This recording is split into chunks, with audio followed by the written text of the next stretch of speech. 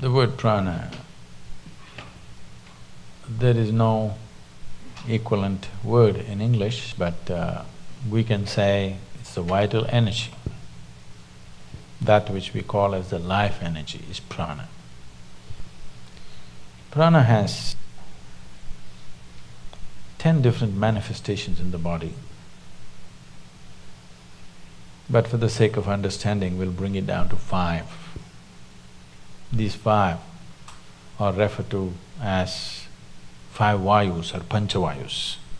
This is pranavayu, samanavayu, udhanavayu, apana and vyana. They're in charge of different dimensions of what happens in this human mechanism. This is an endless subject if I speak like this. I'm just trying to abridge it in a sensible manner. Taking charge of this. Yama means to control or to take charge. Pranayama means a method with which you want to take charge these panchavayus. Because how your body functions, how your mind functions, how the whole physiological framework, this human mechanism, how it functions, is determined by this energy. This is an energy, it is an intelligent energy in the sense it carries a certain amount of memory. The karmic memory of the individual person is imprinted on this energy, so in each person, the prana functions in a different manner. It is unique to each individual. It is not like… it is like electricity. Electricity is not smart. It can light up the the light bulb, it can run the camera, it can, run the air conditioning, it can do million things, but not because of its intelligence. It does the same thing, always. Because of a particular device, a certain thing happens. But now I'm talking about, this will happen in future, that you may have smart electricity. It is not far away. In the next 50 years, you may have smart energy, that the energy behaves in a particular way. You can make it behave in a certain way because you can imprint certain memory upon it. So this is an intelligent energy where a certain amount of imprint is there. Because of that, it functions in a specific manner in an individual person. That is going into an extremely refined form of pranayama where we particularly design something for an individual person because he's in a certain way. For that, to come to that level, it will need a general level of pranayama where it takes care of these 5 vayus. If one has a certain mastery over these 5 vayus, there is no such thing as physical ailment or particularly psychological ailment is out of question. If somebody takes charge of their prana, whatever may be the external atmosphere, whatever influences in terms of reverberations, waves, emotions, other kinds of pressures, doesn't matter what, psychological balance is 100% guaranteed for a person who takes charge of his prana, always.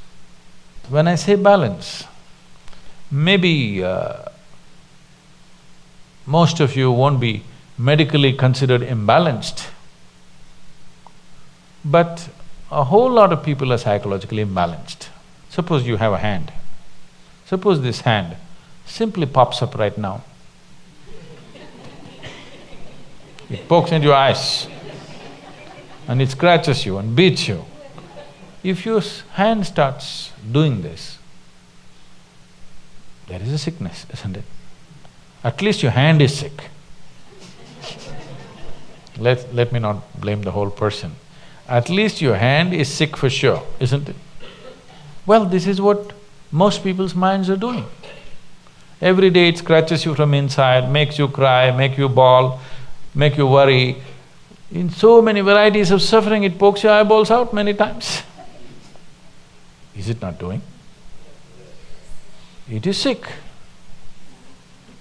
Maybe in a socially accepted manner, but it is sick. So one who takes charge of his prana can be 100% assured his psychological balance is there, you cannot shake it. Physiological balance also is there, but physiological ailments may happen due to various reasons. One thing is there are infections and other, organisms who want to live. Yes, they want to live. Another thing is variety of chemicals and poisons and stuff we may swallow knowingly, unknowingly, and it can cause things. So physiological ailment is, I would say, 90% guaranteed that it won't happen. But psychological well-being is 100% guaranteed.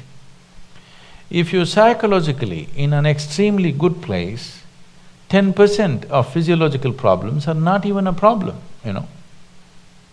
It's not even a problem. Most of the time, what little things that may happen to the body, that's not the thing. What reaction that happens in your mind is the big thing, isn't it? Yes or no? Yes. So, pranayama means you want to take charge of the vital forces. As I said, they have an intelligence of their own, each one of them. Either during birth, after conception, how they enter the newborn and how they leave the dead. In this, it clearly displays it has an intelligence of its own. One may not notice this unless they become very conscious about these things. It's a world by itself, if you ask me. It takes a certain level of attention. The word attention may not go deep enough. I'm using the word attention because the other words are horribly corrupted. Awareness and this and that are badly corrupted. So I'm using the word attention, but the word attention is not suggesting what is needed. Just mental alertness is not enough. It has to become really attentive. If you make yourself like that, you know how these five are functioning.